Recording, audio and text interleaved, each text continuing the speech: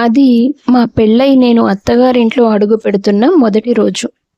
మనసులో చాలా కంగారుగా ఉన్నా, సంతోష్‌తో ముందు నుంచి పరిచయం ఉంది కాబట్టి పర్వాలేదులే అనిపించింది. అయ్యో! నా పేరు చెప్పడం మర్చిపోయాను కదా! నా పేరు సుభాషిణి. కాస్త పాత పేరే అనుకోండి. కానీ మా నాన్నమ్మ పేరని మా నాన్న ఇష్టంగా పెట్టుకున్నారు. ఒక 3, 4 రోజుల వరకు చిన్న చిన్న ఫంక్షన్లు హడావిడి అయితే ఉంది. అన్నీ పూర్తయి చుట్టాలంతా ఎవరిళ్లకు వాళ్ళు వెళ్ళిపోయిన తరువాత ఒకరోజు మా ఇంటికి 20 అడుగుల దూరంలో ఒక చిన్న పెంకుటింట్లో ఒక పెద్దావిడ నులక మంచం మీద నిద్రపోతూ ఉండడం చూశాను. ఇంటికి తలుపులు లేవు. ఒకే ఒక గదితో త్వరలో కూలిపోవడానికి సిద్ధంగా ఉన్నట్లుగా ఉంది. ఆ రోజు రాత్రి ఎదురింట్లో ఉన్న పెద్దావిడ ఎవరు అని సంతోష్ని అడిగాను నేను. తను మా నానమ్మలే. ఏంటి, మీ నానమ్మ? మరి అదేంటి అలా తలుపులు కూడా లేని ఇంట్లో ఉంటుంది? మన ఇంట్లో అవసరానికి మించిన గదులు ఉన్నాయి కదా, ఏదో ఒక గదిలో ఉండొచ్చు కదా. అవన్నీ నీకెందుకు? నువ్వొచ్చి ఇంకా వారం రోజులు కూడా కాలేదు. ఇలాంటి ప్రశ్నలన్నీ నువ్వు పోయి మా అమ్మను పట్టుకొని అడిగేవు. అనవసరమైన విషయాలు ఆలోచించకుండా మా అమ్మ చెప్పినంత వరకే పనులు చేయి. తను ఎవరితో మాట్లాడమని చెప్తే వాళ్ళతో మాత్రమే మాట్లాడు అనేసి పడుకున్నాడు సంతోష్. సంతోష్ మాటలు నాకు కాస్త వింతగా అనిపించాయి. సొంత నానమ్మ గురించి ఇంత కటువుగా మాట్లాడాల్సిన అవసరం ఏంటి? అవతల ఆవిడ పరిస్థితి చూస్తుంటే చాలా దీనంగా ఉంది. సంతోష్ చెప్పినట్టే కొద్ది రోజులు ఏమీ పట్టనట్టే ఉన్నాను.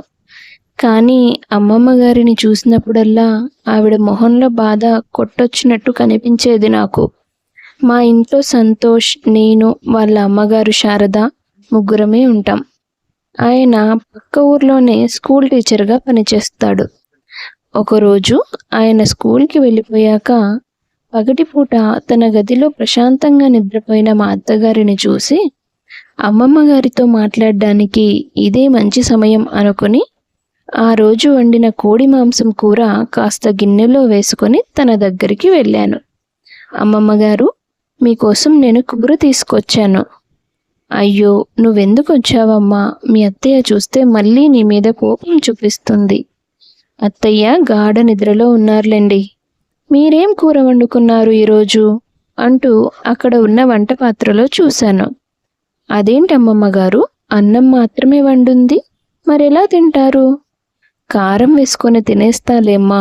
రోజుకో కూర వండాలంటే నేను ప్రతిసారి బయటకు వెళ్ళి కూరగాయలు కొనుక్కోలేను కదా. అయినా మీరు వండుకోవాల్సిన అవసరం ఏంటి? మాతో పాటు ఇంట్లో ఉండకుండా సరైన సౌకర్యాలు లేని ఈ గదిలో ఎందుకు ఉంటున్నారు? అత్తయ్య గారు కానీ సంతోష్ కానీ మీతో మాట్లాడడం కూడా నేను ఎప్పుడూ చూడలేదు. సంతోష్ని అడిగినా కూడా ఏమీ చెప్పడం లేదు.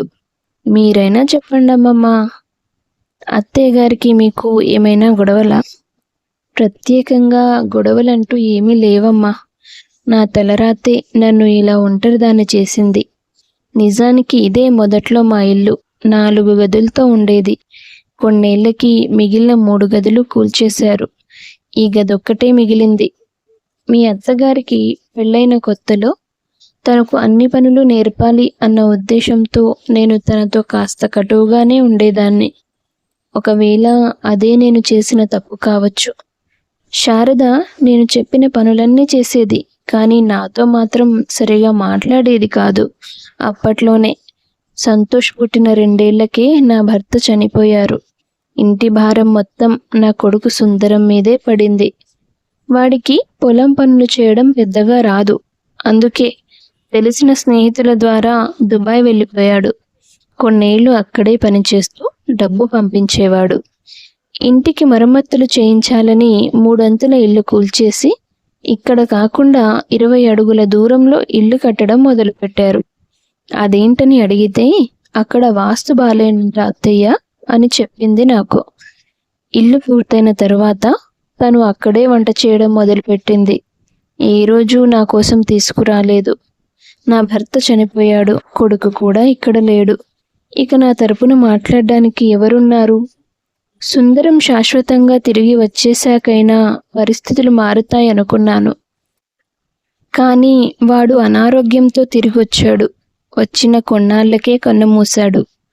మా ఆయన కట్టిన ఇంట్లో కనీసం ఈ గదైనా మిగిలిందని ఇక్కడే వంట చేసుకుంటూ నా పేరు మీదున్న ఎకరం పొలం కౌలుకు ఇచ్చేసి ఆ వచ్చిన డబ్బులతో సంవత్సరమంతా జీవనం గడుపుతున్నాను. మరి సంతోష్ ఎప్పుడు అడగడా? వాడా? అసలు వాళ్ళ అమ్మ వాడిని నా దగ్గరికి ఎప్పుడైనా రానిస్తేనే కదా. వాడికి వాళ్ళమ్మ ఏం చెప్తే అదే వేదం. అంతలో ఇంట్లో ఏదో అలికిడైనట్టుగా వినిపిస్తే మా అత్తగారు నిద్రలేచిందేమో అని పరుగున లోపలికి వెళ్ళిపోయాను. చెయ్యడానికి పెద్దగా పనేది లేకపోవడంతో మా అత్తగారు రోజు పగటిపూట నిద్రపోవడం మొదలుపెట్టింది. ఆవిడ నిద్రపోయిన సమయంలో నేను ఇంట్లో నుంచి భోజనం తీసుకెళ్ళి అమ్మమ్మ గారికి వడ్డించేదాన్ని. కాసేపు ఆవిడతో సరదాగా ముచ్చట్లాడి మా అత్తగారు లేవకముందే మళ్ళీ మా గదిలోకి వచ్చేసేదాన్ని. అలా నేను అమ్మమ్మ గారు మంచి ఫ్రెండ్స్ అయిపోయాం. ఆవిడ నాకు ఆ కాలం నాటి రెసిపీస్ ఎన్నో చెప్పేది. అవన్నీ నేను ఇంట్లో ట్రై చేసేదాన్ని. సంతోష్కి ఆ వంటలన్నీ బాగా నచ్చేవి. మా అత్తగారు మాత్రం అంతంత మాత్రంగా వంట చేసే సుభాషిణి ఈ మధ్య ఇంత బాగా వంటలు ఎలా చేస్తుంది అని కొడుకుతో చెప్పుకుంటూ ఆశ్చర్యపోయేది. వీలైనప్పుడల్లా నేను ఎంత ఆవిడతో మాట్లాడినా మనవడితో ముచ్చట్లాడాలనే ఆవిడ ఆరాటం నాకు అర్థమయ్యేది. అందుకే ఫైనల్గా ఒకరోజు నిర్ణయించుకున్నాను, ఆయనే కాదు అత్తయ్య కూడా అమ్మమ్మ గారికి విలువిచ్చేలా చెయ్యాలి అని. చాలాసేపు ఆలోచించాక నాకు ఒక ఐడియా తట్టింది. ఒకరోజు పక్క ఊరి నుండి 2 వ్యక్తులు అమ్మమ్మ గారిని కలవడానికి వచ్చారు. ఆ విషయాన్ని ఉపయోగించుకొని ఆ రోజు రాత్రి సంతోష్ నీతో ఒక విషయం గురించి మాట్లాడాలనుకుంటున్నా. మాట్లాడు మరి అన్నాడు సంతోష్. మీ బామ్మగారి పేరు మీద ఏమైనా ఆస్తులున్నాయా? ఇప్పుడు ఈ విషయం ఎందుకు అడుగుతున్నావు సుబా? ఏం లేదు, ఈ మధ్య 2 వ్యక్తులు బామ్మగారిని కలవడానికి వచ్చారు. వస్తే ఏమైంది? వాళ్ళతో మీ బామ్మగారు ఏదైనా ఓల్డేజ్ హోమ్లో జాయిన్ అవ్వాలనుకుంటున్నానని చెప్పడం విన్నాను నేను. అదేంటి ఇప్పుడు సడన్గా ఓల్డేజ్ హోమ్లో జాయిన్ అవ్వడం ఏంటి? నువ్వేదో తప్పుగా వినుంటావు. అరే కాదు, నిజమే చెప్తున్నాను సంతోష్. నేను వాళ్ళ డిస్కషన్ చాలాసేపు విన్నాను. నేను బట్టలు ఆరేస్తున్నప్పుడు వాళ్ళు లోపల కూర్చొని మాట్లాడుకుంటున్నారు. నేను కాసేపు అక్కడే నిలబడి విన్నాను. ఇప్పుడు నాకు ఎలాగో చేత కావట్లేదు. కోడలు మనవడు ఉన్నా ఎప్పుడూ సరిగా మాట్లాడుకోలేదు కదా. ఇక్కడ ఉంటే నాకు చాలా ఒంటరిగా అనిపిస్తుంది. అదే ఆశ్రమంలో అయితే నాలాంటి ముసలోళ్ళు ఎంతోమంది ఉంటారు కదా. కనీసం నాకు ఈ ఒంటరితనమైనా దూరం అవుతుంది. నాకేదైనా అయితే కాస్త హాస్పిటల్కి తీసుకెళ్లడం లాంటివి చేస్తే చాలు. నా తదనంతరం నా పేరు మీద ఉన్న ఆ ఎకరం పొలం ఆశ్రమం వాళ్ళకి రాసిస్తాను అని చెప్పి ఏదైనా వృద్ధాశ్రమంలో నన్ను జాయిన్ చేయండి అని వాళ్ళతో చెప్పడం నేను విన్నాను. ఏంటి, నువ్వు చెప్పేదంతా నిజమేనా? అసలు ఆ వ్యక్తులు ఎవరు? నాకెలా తెలుస్తుంది? వాళ్ళు వచ్చినప్పుడు మీ అమ్మగారు కూడా నిద్రపోతున్నారు. వెళ్ళి మీ బామ్మగారిని అడగండి. బామ్మనా? వద్దులే, ముందు నేను అమ్మతో ఈ విషయం చెప్తాను. అమ్మా, బామ్మ పేరు మీద ఉన్న పొలం ఇప్పుడు ఎంత విలువ చేస్తుంది? అదేంట్రా, ఎప్పుడు లేంది ఆవిడ పొలం గురించి ఎందుకు అడుగుతున్నావు? ఎలాగైనా ఆవిడ తదనంతరం అది నీకే చెందుతుంది కదా. ఇప్పుడైతే ఆ ఏరియాలో ఉన్న పొలానికి ఎకరానికి 10 లక్షల వరకు పలుకుతోంది. పోను పోను ఇంకా పెరుగుతుంది. పెరిగినా తగ్గినా మనం ఏం చేసుకోలేంలే అమ్మా. ఆ పొలం బామ్మ ఇంకెవరికో రాసిచ్చేస్తానంటుందట కదా.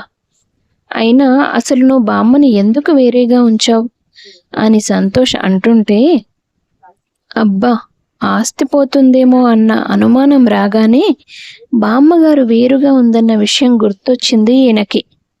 సర్లే, మొత్తానికి ఏం డిసైడ్ చేస్తారో చూద్దాం.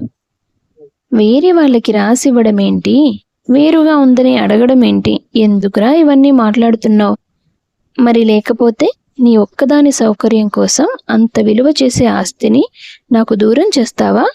అరే, ముందు విషయం పూర్తిగా చెప్పి మాట్లాడు, లేదంటే మీ ఆవిడ ముందే దెబ్బలు పడతాయి నీకు చెప్తున్నా.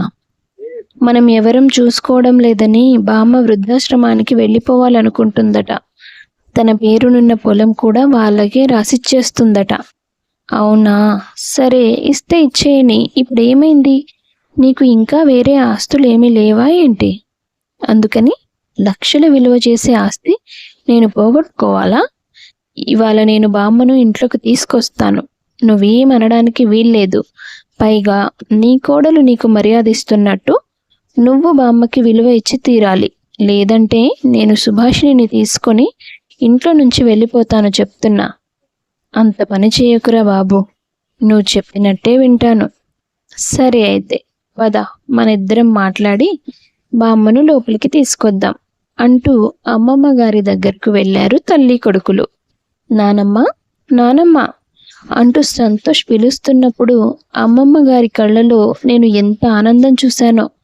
నానమ్మ, ఇక నువ్వు ఇక్కడ ఉండడానికి వీల్లేదు. ఇంతకు ముందంటే నీ పనులు నువ్వు చేసుకోగలిగావు, కానీ ఇప్పుడు అలా అవడం లేదు కదా. ఇక నువ్వు మాతో పాటు మన ఇంట్లోనే ఉండు. వచ్చేయ్.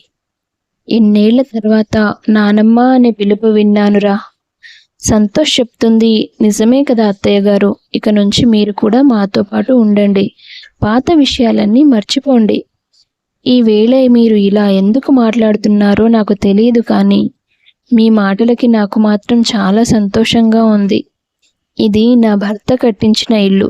ఇందులో ఉంటేనే నాకు సంతోషంగా ఉంటుంది.